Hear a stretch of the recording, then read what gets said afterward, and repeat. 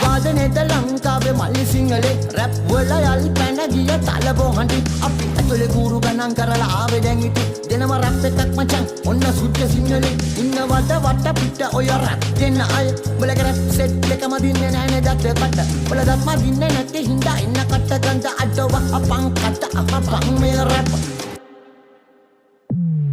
උඹලගේ රවුමුණු ලස්සනයි හඬ විතරක් මුසලයි සද්ද ලස්සනයි උඹලගේ හඬ මුසලයි මගේ සද්ද ලස්සනයි සොරස්ථාන මම දනි කොමල තිරසර එතකොට අචල චංචල